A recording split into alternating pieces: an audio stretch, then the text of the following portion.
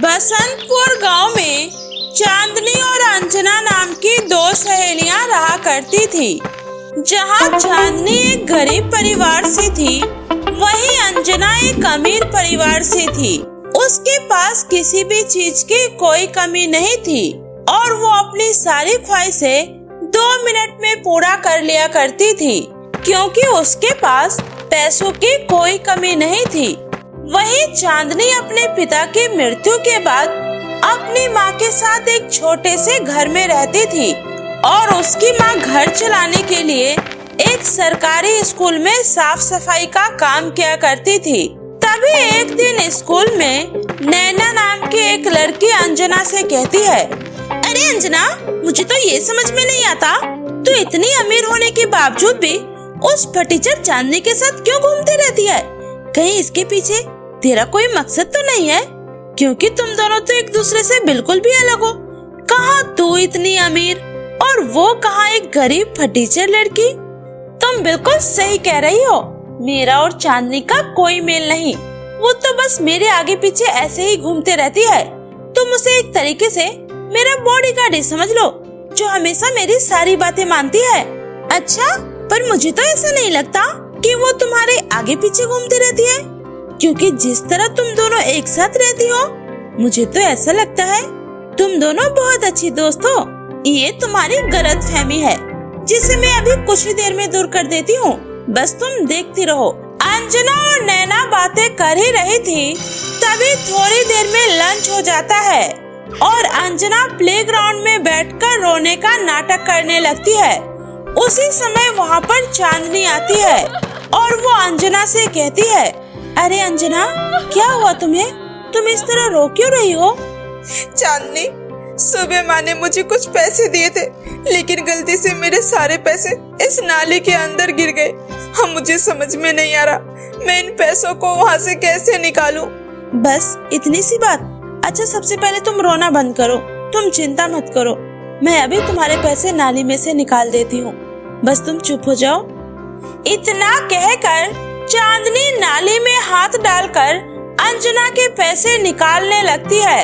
तभी वहाँ पर अंजना अपनी कुछ दूसरी दोस्तों को बुलाकर ले आती है और उनसे कहती है, देखा तुम लोगों ने, मैंने कहा था ना, मैं इससे जो कहूँगी ये बिल्कुल वैसा ही करेगी। इतना कहकर अंजना और उसकी सारी दोस्त चांदनी को देखकर उसका मजाक उड़ाने लगती है। वहीं चांदनी नाली में हाथ डालकर पैसे ढूंढ रही होती है, जो अंजना के कभी गिरे ही नहीं थे। वो तो बस अंजना ने चांदनी को नीचा दिखाने के लिए उससे झूठ कहा था। तभी चांदनी कहती है, अरे अंजना, मुझे तो यहाँ पर तुम्हारे कोई पैसे नहीं दिख रहे हैं।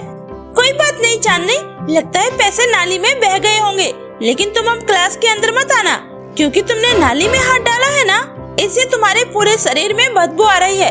अगर तुम क्लास में आओगे तो पूरे क्लास में भी बदबू फैल जाएगी, इसलिए अब तुम अपने घर चली जाओ। अंजना की ये बात सुनकर चांदनी उदास होकर अपने घर चली जाती है।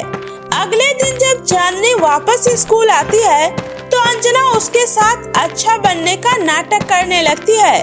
वहीं सारी क्लासेस अटेंड करने के बाद जब छुट्टी के समय दोनों अपने घर जा रही होती है, तभी रास्ते में उन्हें एक छोटी सी लड़की दिखाई देती है, जो उनसे कहती है, सुनिए दीदी, मुझे बहुत तेज भूख लगी है, प्लीज मुझे कुछ खाने को दे दीजिए ना, मेरे पास खाने के लिए कुछ भी नहीं है, प्लीज दीदी। अरे तुम हो कौन और ये बीच रास्ते में हमें रोककर हमसे भीख क्यों मांग रही हो? चलो हटो हमारे रास्ते से। पता नहीं कहाँ से चली आती है मुंह उठा के। अरे अंजना, ये तुम कैसी बातें कर रही हो? एक छोटी सी लड़की से इस तरह बात करना तुम्हें शोभा नहीं देता है, और वैसे भी हमें इसकी मदद करनी चाहिए, ना कि इसका इस तरह से अपमान करना चाहिए। गुड़िया, तुम ये लो, मेरे पास बस इतने ही पैसे हैं, तुम इससे ही कुछ खा लेना। इतना कहकर दोनों सहेली वहाँ से चली जाती है। एक दिन जब अंजना अपने कुछ दोस्तों के साथ मिलकर चांदनी का मजाक उड़ा रही थी, तभी चांदनी उसकी सारी बातें सुन लेती है। अरे वो चांदनी की बच्ची तो बस मेरे हाथ की एक कठपुतली है, जिसे मैं जैसा चाहूँ वैसा नचा सकती हूँ।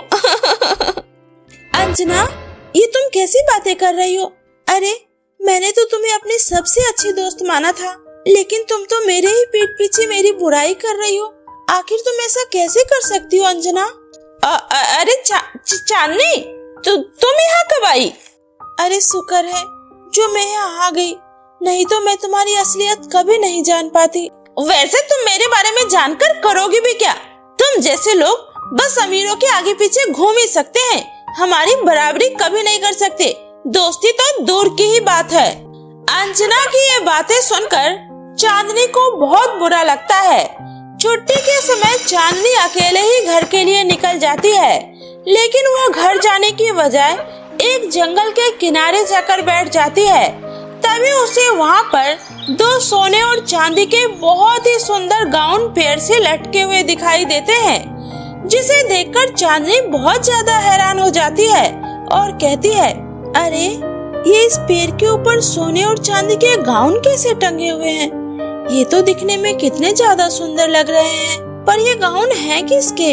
चांदनी के इतना कहते ही उन दोनों जादुई गाउनों में से एक आवाज आती है, चांदनी तुम मुझे अपने साथ अपने घर ले चलो, मैं तुम्हें बहुत ज्यादा अमीर बना दूंगी और तुम्हें कभी भी किसी चीज की कोई कमी नहीं होने दूंगी, और न ही तुम्हें किसी के भी सामने हाथ फैलाने की जरूरत पड़ेगी।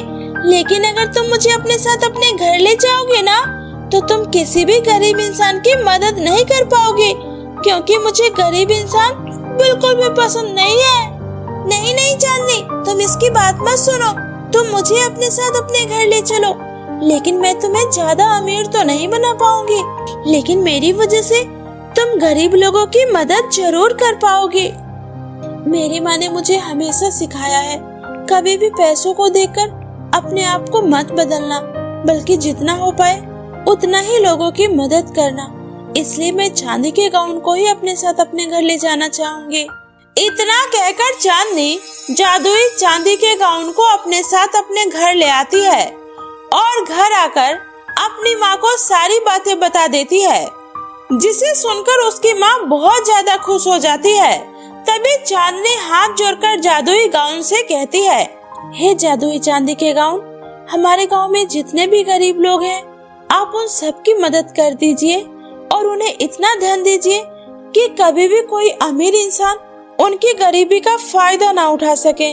चांदनी के इतना कहते ही अचानक वहाँ पर सोने का गाउन भी प्रकट हो जाता है और चांदनी से कहती है, चांदनी तुम बहुत ही ईमानदार और दयालु हो, और जंगल में मैंने तुमसे जो भी कुछ कहा था वो तो बस तुम्हारी एक परीक्षा थी, क्योंकि मैं तो बस ये देखना चाहती थी कि तुम पैसों को देखकर उसके पीछे जाओगी या फिर ईमानदारी के साथ लोगों की मदद करना चाहोगी।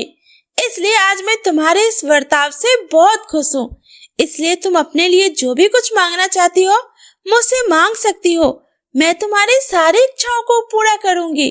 जादुई सोने के गाउन की बात सुनकर चांदनी अपनी और अपनी माँ के लिए एक बड़ा सा घर और ढेर सारा धन दौलत मांगती है, जिसके बाद जादुई सोने का गाउन उन्हें एक बड़ा सा घर और ढेर सारा धन दौलत दे देता है, जिसके बाद चांदनी के पास किसी भी चीज की कोई कमी नहीं होती और वो अपनी माँ के साथ हंसी खुशी अपना जीवन बिताने लगती है।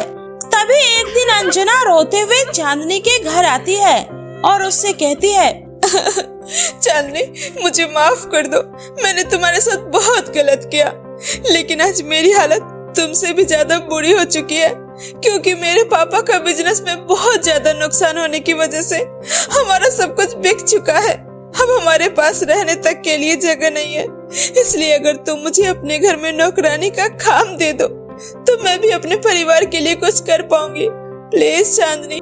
अंजना, ये तुम कैसी बातें कर रही हो? माना कि हमारे बीच थोड़ी सी नाराजगी थी, लेकिन इसका मतलब ये तो नहीं कि हमारी दोस्ती भी खत्म हो जाएगी। तुम पहले भी मेरी दोस्त थी और आज भी मेरी दोस्त हो, इसलिए तुम्हें परेशान होने की कोई जरूरत नहीं है।